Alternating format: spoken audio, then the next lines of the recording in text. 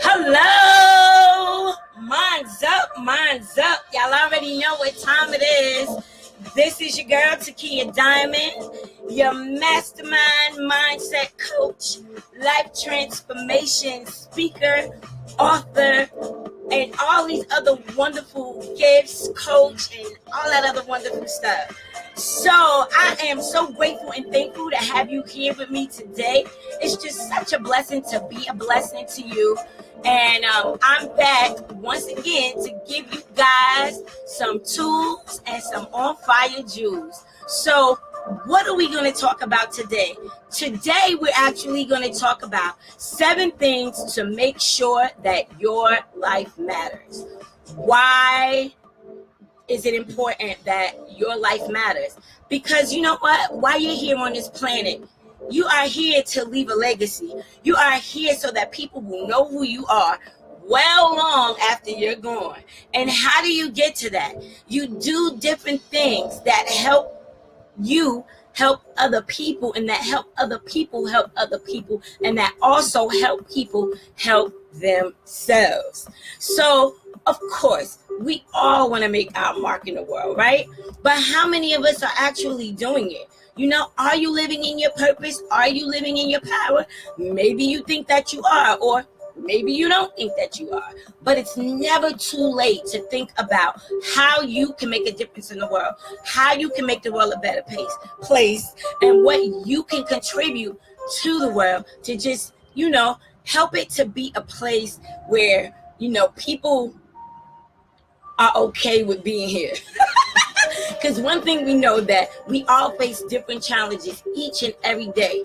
But the only way that we stay in our power is if we continue to maintain our mindset, right? To continue to keep a positive mindset, to keep our focus on the prize, not the distractions, right?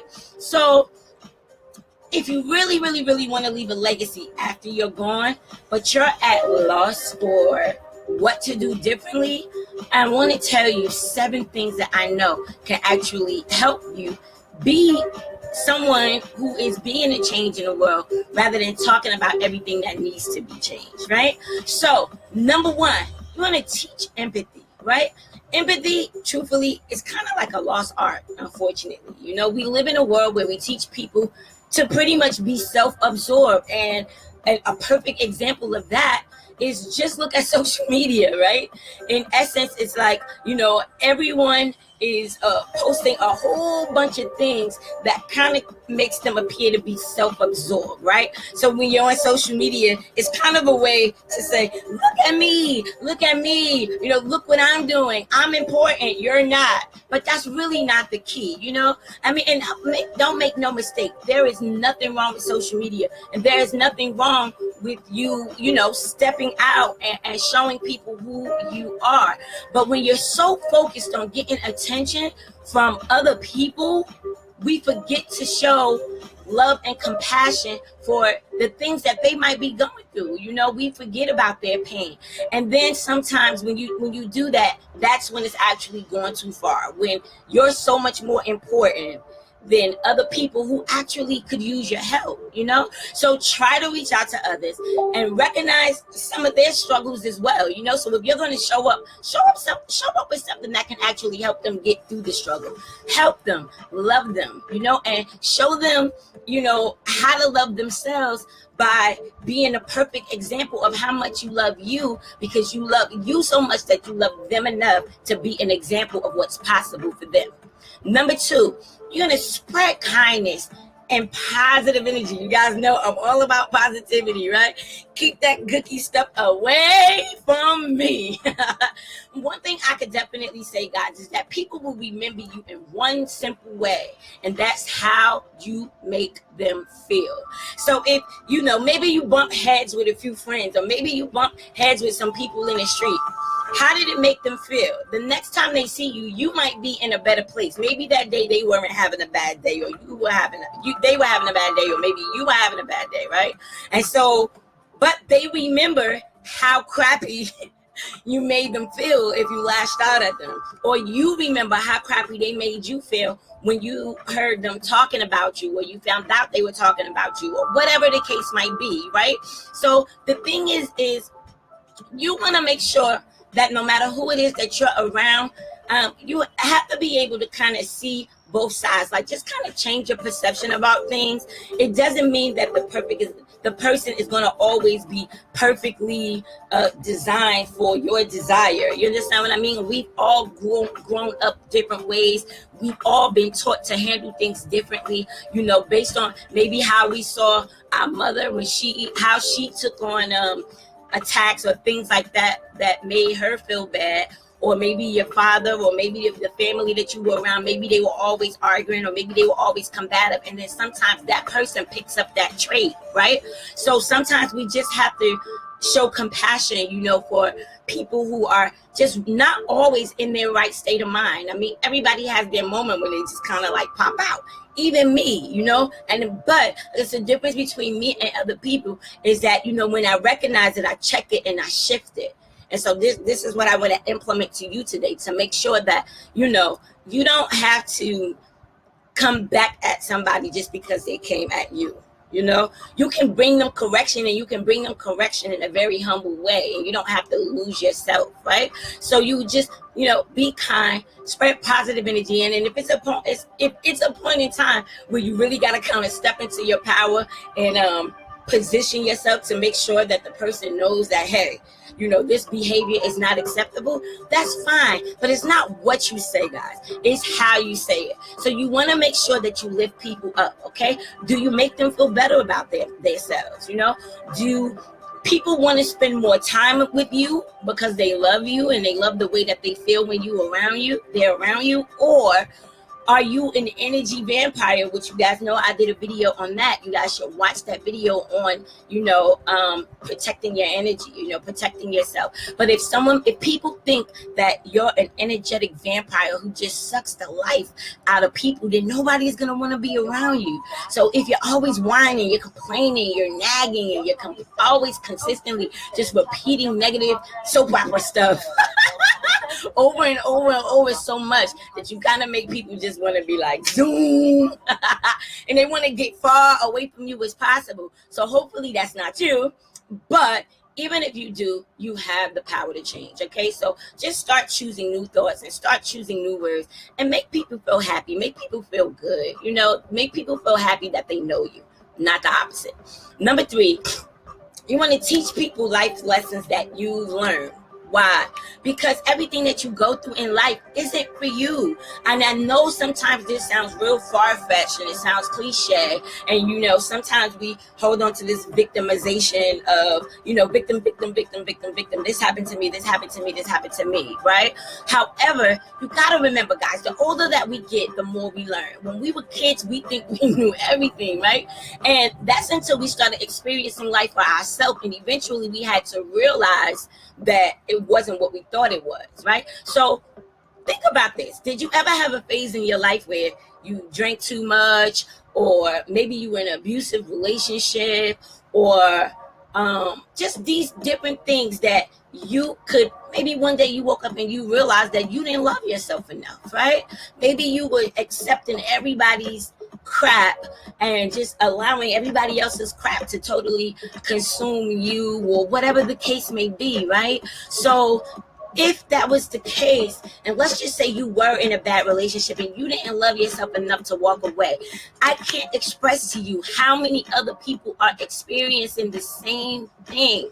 How many people drank themselves to death and tore up their liver and intestines, with these substances and things like that, right? So you're never alone, and you never go through things for yourself. So when you experience these things, guys, teach other people these lessons based on the lessons that you learn from what you've experienced, okay? Don't keep it to yourself, especially with this generation.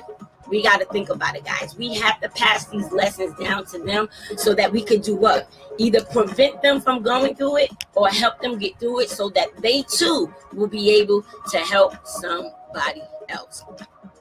Number 4, sometimes we have to put people first, right?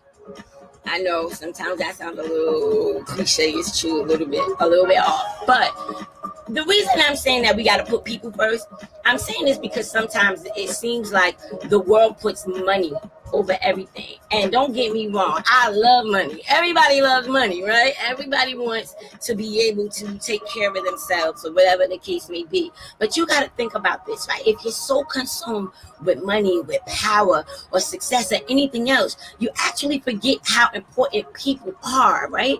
And if you forget how important people on the planet are, then you might need to reevaluate your life a little bit, right? You want to treat everybody with love and respect, even your enemies. And even though sometimes we might feel like they don't deserve it, like, I don't want to talk to this person, I want this person to be blah, blah, blah, blah, blah, blah. You know what? You treat the janitor the same way that you would treat the president of the company, right? Why? Because everybody needs love in their own way, okay? So we have to, sometimes come from a place of compassion rather than coming from a place of pointing, okay, or rather just being totally absorbed with everything else besides understanding that people need people too. We have to realize, guys, that everyone just wants to be loved. Everyone wants to be accepted, and everyone wants to be affirmed. Like, they want to know that people value them in the same token. And it's pretty simple, guys. Basically, you just live by the golden rule, which is what? Doing others as you have done unto you. Number 5, you're gonna figure out your passion and you are gonna do more of it. Woo! And you guys know my passion. I have a few different passions, but my true passion at this phase in my life is to speak, is to teach, and is to elevate and uplift other people, right? So what is it that you love to do? Do you love to write? Do you love skating? Do you love creating art, drawing? Like, what is it that you love to do? So whatever your passion is, guys, do more of it. You might even be able to find a way to channel it into a career and make a career out of whatever that passion is. Perhaps I don't know, maybe you write in your journal or you just keep a blog for the fun of it. But if that's the case and writing is your thing, perhaps you could actually find like a writer's class that teaches you maybe how to write a book, or maybe a class that teaches you how to position your words. This is called copywriting. This is really familiar in the coaching industry, right? So if you do what you love to do, you're going to feel good about what it is that you love to do. And you're going to actually feel beautiful. You're going to feel great when you're doing what it is and you're submersing yourself in your true passion and what makes your heart sing, right? So when we take things that we love to do and then we bring it to a point to where it meets our purpose, we actually live a more fulfilled life, right? And then a lot of times when we do that, doors open up and then the financial abundance begins to flow in so that we can do more of what it is that we love to do, right? So the more passionate people that we have in the world, guys, the better it will be. And that's pretty much the gist of that. Number 6. All right, I had this issue and I'm going to share this with y'all. Number 6 is to spend your money on experience. Okay, spend your money on experiences that you will remember instead of on things that you really don't need, right? Sometimes, how many times do we actually, we have money and then we go to the Dollar Tree, right? Or we go to the dollar store. When we get in the dollar store, our intention is to get a roll of tissue and some dish detergent. And then you come out with all this other stuff that you really, really, really don't need, right? Where you can actually put the extra money on the side. If you plan to spend it the wrong way, why not invest it the right way, right? So you can start a savings account, which is something that I'm getting ready to do to start an account just for travel, just for investing in things that I can remember that are going to make me feel like I've actually done something, like I've actually accomplished something. Like, I went to this place. I experienced what it was to be in Hawaii. I experienced what it was to have a coaching class in Bali. I experienced what it was to actually put this money up to do a Minds Up event on the yacht. You understand what I'm saying? So it's imperative, guys, that, our money mindset, and I have a course coming up, and I'm going to talk to you guys about that another time, but it's on money mindset, how to shift your money mindset. And I can tell you, like, sometimes I'm completely in the financial flow. I mean, completely in the financial flow. And then sometimes it just comes to a halt. But there's a reason for that. You understand? I mean, there's a reason why things come to a halt. And I'm going to teach you guys all about that in the Mindset Reset course. But anyway, the main thing is, when you have money and you cross over, you cannot take it when you die, right? You can't take it. So when you're gone, all people are going to have is what? Memories that they created with you, right? So if you're using your money to buy a huge house just to impress people, then maybe you're channeling your money in the wrong direction, which is not what you want to do. Instead, maybe you should just buy a house that's going to make you happy. And then on the money that you have left over, take you and your family, go on a family trip or vacation or something, okay? Those are things that people remember. Your kids are going to remember Disney World, but they're not going to really remember when you put this money up for this big old house or whatever the case may be, with all this space and half the rooms you don't even use. It was just something that you wanted to do. But you can actually make your family feel good. Maybe you guys take, I don't know, maybe you guys all take a vacation to a whole nother country. Maybe you visit Africa or something like that. Something different, So like I said, guys, the key here is to spend your money on experiences that you'll remember rather than things that you really don't need. And the last one is number 7. Keep a healthy level. I'm gonna repeat that. A healthy level of social media interaction. Of course, guys, it's great to connect with lost friends and keep up with long distance family members. I have a lot of them that I found, all my old schoolmates and all that other stuff, right? But if you find that you're literally like narrating your entire life on social media, oh, this happened and today, and I'm just sick of this, blah, blah, blah, people need to blah, blah, blah, blah, blah. Come on. You understand what I'm saying? Like, you're giving us your entire life story, and then you're not even paying attention to the energy that's behind what it is that you're consistently narrating on the book. If you want to tell your whole life story, write a book. And I'm not talking about Facebook. I'm talking about write a book and make money from your story and your experiences and monetize, since you like to write and talk about all this other stuff so much. You get what I mean? You might as well be compensated for it. But guys, literally, seriously, with all jokes aside, if you're writing out your entire life for the whole world to see, then I believe that you might have gone too far, okay? If you're on vacation with your family and you have to stop every 5 minutes to take a selfie, and then you're uploading them to your social media sites right then and there and all of that, then you're missing the entire point of your vacation, right? The whole purpose of your point is to really spend time with your family and make your family feel good and all of that other wonderful stuff, right? And so if you're so focused on you, and I'm not saying don't take pictures while you're there. Yes, take pictures of you and your family and all the activities you're doing and who's swimming and all that other stuff or whatever the case may be. But guys, like, let's just be real. You gotta enjoy the present moment.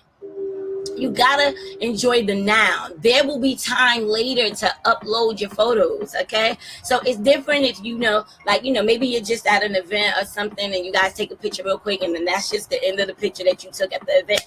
Fine, go ahead and post it, it's fine. But if you're on a 5-day vacation and every 5 minutes as you're walking, you're Snapchatting, you're taking pictures, so you can't even get where you're going because you're so absorbed in you, Come on, guys. You know what I'm saying? So try to disengage a little bit from social media.